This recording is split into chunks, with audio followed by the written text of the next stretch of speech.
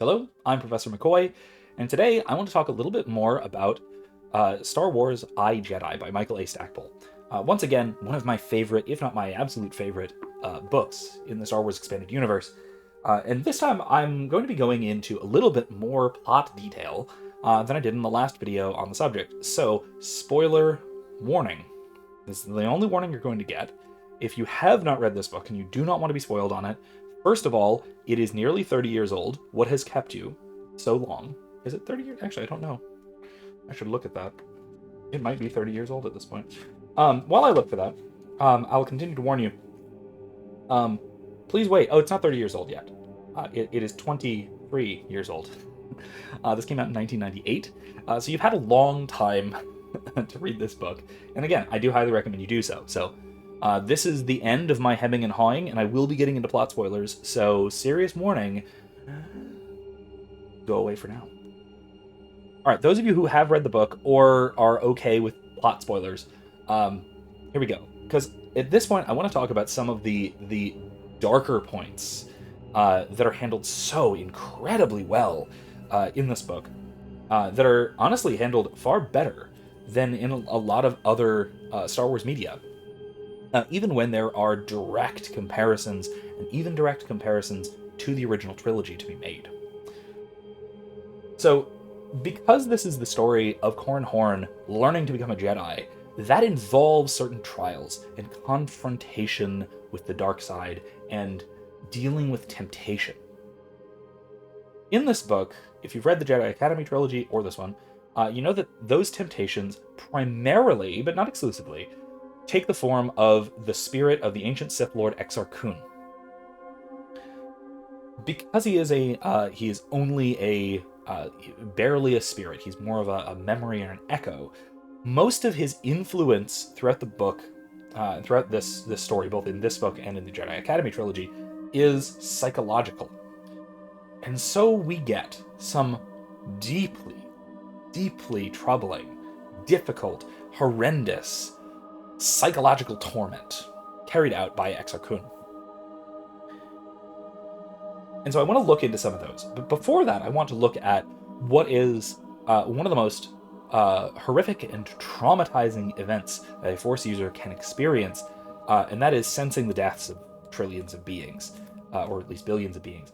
Now, this may be very familiar. We have, of course, a scene where Obi-Wan Kenobi senses a disturbance in the Force in A New Hope.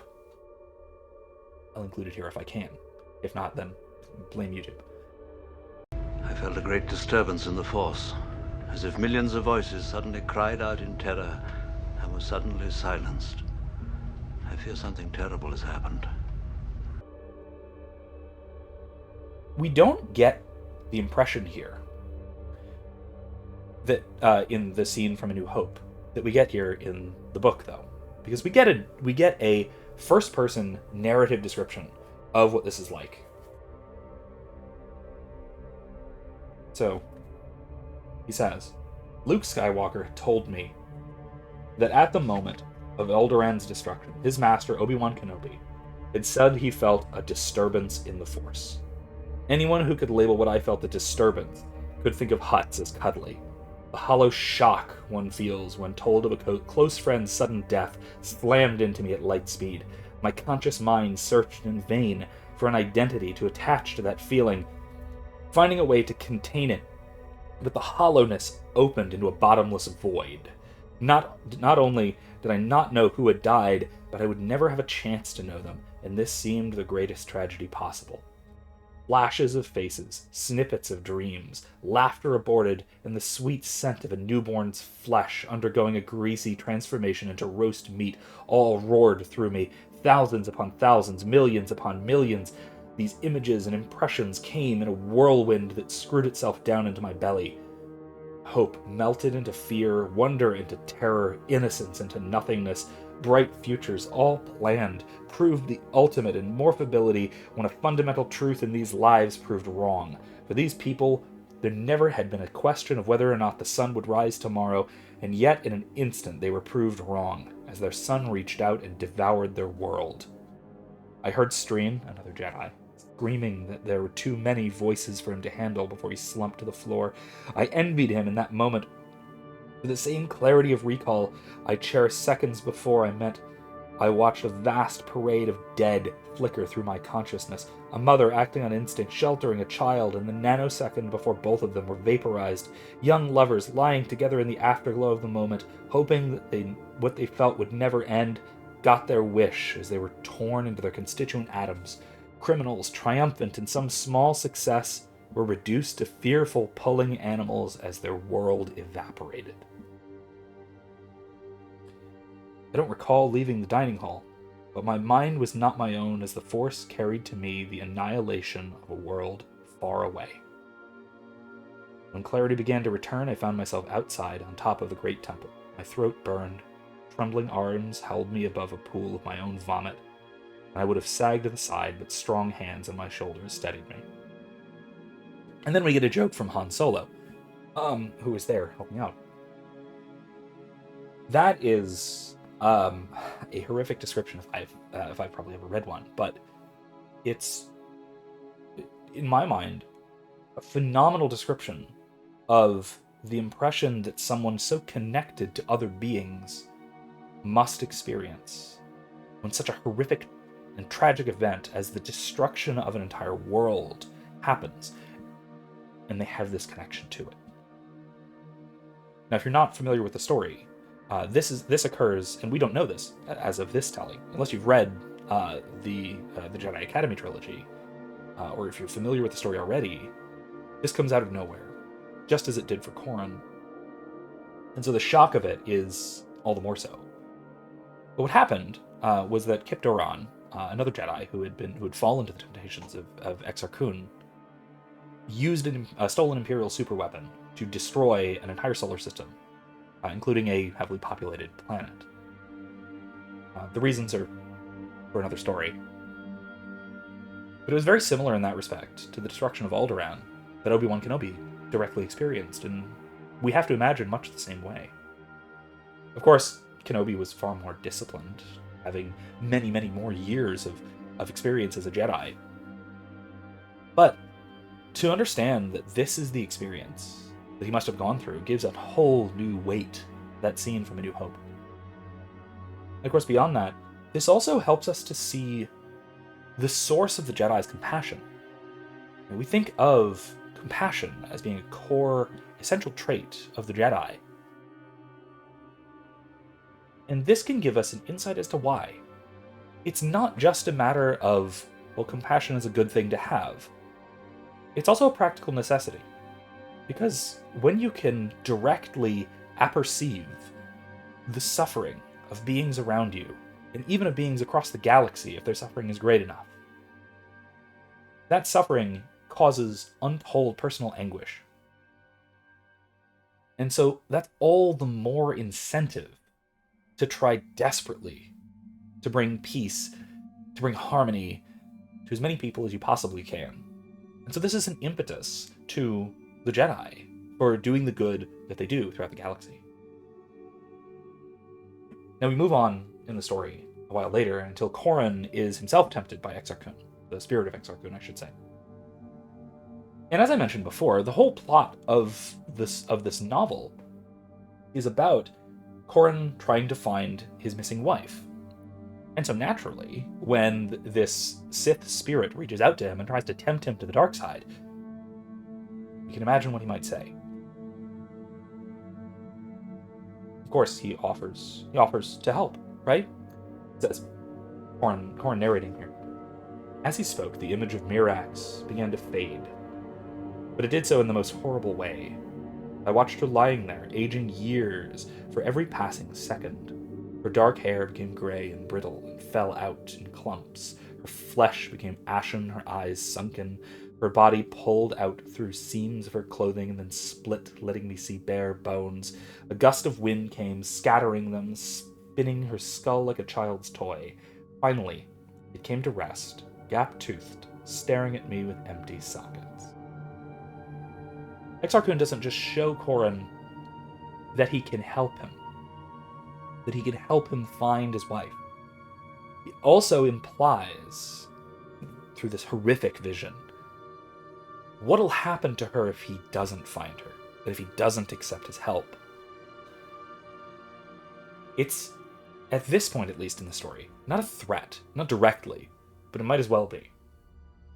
It's another instance of the Sith manipulating through implication. This is what will happen if you don't listen to me. If you do not take this power I offer you, your wife will die. Where have we heard that before? It's yet, and by the way, we've heard that before. I'm of course referring to Darth Sidious tempting Anakin Skywalker. Know the power of the dark side. Power to save Padme. But of course, this book came out several years before the prequels, or at least before Revenge of the Sith. And so we have this. Now, I'm not saying, of course, that George Lucas sort of read this and got ideas from it. Perhaps, but probably not. What I'm saying is that this is a key manipulation tactic, and it's perfectly natural for a Sith to manipulate a Jedi in this way, or at least attempt to, because eventually Corran does overcome this. Not without more difficulty, of course, because eventually he does go to confront the spirit of Exar Kun directly, because he needs to, for plot reasons. If, again, I'm not going to get into the details of this, but he goes to confront him. And at this point, Exar Kun knows that Corran is not going to accept his help, and so he decides to employ a Sith technique that is known in the expanded universe as Dunmak, which is a kind of psychic taunting. It is putting before him visions of horror and psychological torment to weaken his will, to get him to submit, not to doing something he knows that he shouldn't do, but to submit essentially in combat, to get him to give up. So what we have here, again, relates to the previous point in the previous video that I was talking about as well. Corran's need at this point in his life for family and for approval. So here's what we have. It says, even before I could taunt him again, he gestured, and I felt a presence behind me. I rolled over and saw Mirax standing there, her eyes full of fire. I should have known, Corsac, that you would abandon me. You said you wanted me more than you wanted your Jedi heritage. I gave you all that I am. I want to bear your children, and this is how you repay me? You leave me alone, all alone, dying alone, while you play games with rocks and pictures? The vehemence in her voice ripped straight through me. It collapsed my stomach and shoved it out through my spine. I wrapped my hands around my belly and hunched forward. No, Mirax, no! The wailing calls of all the infants who died on Karita swirled around me to accompany her voice. Hear them, Corran. They are your sons, your daughters. They are the children that you've denied to the world. You accused Exar Kun of being a fool because he destroys life, but you are more of a fool. You could have created it with me, if you wanted me, if you truly loved me. I hugged my broken arms to fractured ribs, folding around the pain in my middle.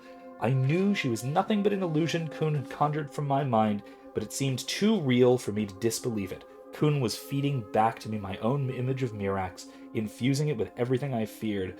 Because the attack came from within, I had no emotional armor with which to shield myself. I heard in her voice exactly the words that terrified me. He goes on, I'll continue in a moment, but just to look at this point, to look at where he is now. That point that he has no armor with which to shield himself, Corran was prepared to deal with having to go rescue Mirax. He was prepared with for his inadequacies as a Jedi, perhaps. He was prepared for all of these things that could be an attack from outside. But Exar Kun does something else, and it's not just feeding on Corran's insecurities, but bringing them up from within himself. And this is really a sort of a lesson for us outside of the story, but also for the characters as well, that our worst challenges often do come from within, from inside ourselves. We know best what can take us down. And of course, we can approach that in multiple ways, right? Through discipline and through dealing with it directly, through avoiding near occasions of it, right? As well, or by finding ways around it. But when you're confronted by this directly, especially when you're unprepared, as Corrin certainly is. It can be crippling, which is exactly Exar Kun's intention. But of course he doesn't stop there, because Mirax is not Corrin's only relationship. It's not the only relationship of significance that has been important to him at this point. And he goes on. He says, I reached out to her with my left hand, lifting my face toward her. No, Mirax, no, I do love you. How can you love her? My father's voice slashed at me from behind. Her father hired the bounty hunter who murdered me, a murder you could have prevented. Was that it? Had she seduced you even then? Were you her creature? Did she lay warm in your arms so I could lay cold in them? I levered myself around into a seating position to meet my father's accusing stare. They had then had to tear my eyes from him. Gone was the man I had known in life. His flesh had become ashen, his eyes holes unto a void. The only color on him came from the blood spurting from his wounds to puddle around him. I heard it splashing from him. I couldn't get the cloying scent out of my nostrils and dreaded the touch of the rivulet slowly making its way towards me. You know that's not true. I know only that you failed me. You left me to die. Mirax chimed in. As you leave me to die. My mother's voice joined them. He never cared if I died, either. Laughter, low and cold, echoed from the obsidian walls. I looked up and saw the image of Lujane Forge, one of my first friends in Rogue Squadron. The right side of her face had been burned away by blaster fire. He let me die. He wanted to play the hero, so I paid the price. No! I slammed my right fist against the courtyard stones, breaking it and grinding the bones in my arm. I latched onto the pain and used it to recapture control of my mind. Their accusations bored into me, freeing the part of me that second-guessed everything I did. I knew that piece of me well and loathed it. I could replay conversations in my mind for hours when it held sway, wishing I'd said this, wondering why I'd said that, hoping things would not be taken in the worst way, but dreading the fact that they would. When I began doubting myself, I was paralyzed. The cycle always built on itself, growing, reviewing more things, until I dissected my whole life. And so what we have again is this dark spirit of Exar Kun, this ancient Sith Lord. Not just preying on the various insecurities of Corran Horn and all of his various relationships here as well. I mean, the paranoia that he feels that his father wouldn't approve of his life now. That he left Corsac, the Corellian security force, to go become a rebel and then become a Jedi. It's preying on the insecurity that his father wouldn't approve of his marriage to the daughter of his longtime criminal nemesis, who Exar Kun implies, again, simply a suspicion or an insecurity that Corran has that father-in-law of his had been the one to hire the bounty hunter to kill his father, which, again, as far as we know, isn't true. But it's on his mind, even far at the back of it. He has that worry, he has that concern, and he's never been able to fully crush it, and out it comes at the worst possible moment because it's drawn out by Exar Kun, right? By this dark spirit that is not trying to tempt him anymore, but just trying to crush him under the weight of his own psychological distress. And it just about works. Of course, he's rescued, he gets helped, he makes it out, and ultimately, the Jedi students manage to defeat the spirit of Exar Kun, and the Academy is saved, and all things turn out well, at least for the time being. But Corran was defeated here. And we can absolutely see and understand why. It's the self-doubt that gets to him, that is brought to bear against him. And it's, quite frankly, done very, very well. It's written in a very horrific way that really gets to the heart of what these horrific experiences, what the experience of these traumatic things can be like, both for directly in the moment like this, but then also the impact that it can have moving forward. Because this talks about the traumatic experiences in Corran's past as well, the death of his father, who died in his arms, His friend from Rogue Squadron, Luchain Forge, dying because of his actions, sort of. It's more survivor's guilt than anything, but that's his perspective on it, and that's what is eating at him. And so we see what this influence can have, even to an incredibly disciplined character who still has faults that he can fall to. And I think that the characterization we get and the description of these horrific traumatic events is just excellently well done. And again, I think that is some of the elements that that make this book so excellent. It's that juxtaposition of the wonderful, hopeful element that we talked about in the last video, and these horrific, dark moments that make those hopeful moments all the brighter. And so again, I think that this is once again a fantastic book. I swear, I'm not selling this thing. I don't gain anything from you reading it aside from, other fans who can talk about it. But I still can't recommend it highly enough. Anyway, that's all I have to say about this subject in particular. I hope you'll stick around for some more about this. I've got at least one more topic to talk about for now, which will be coming up soon. But otherwise, thanks for listening. See you next time.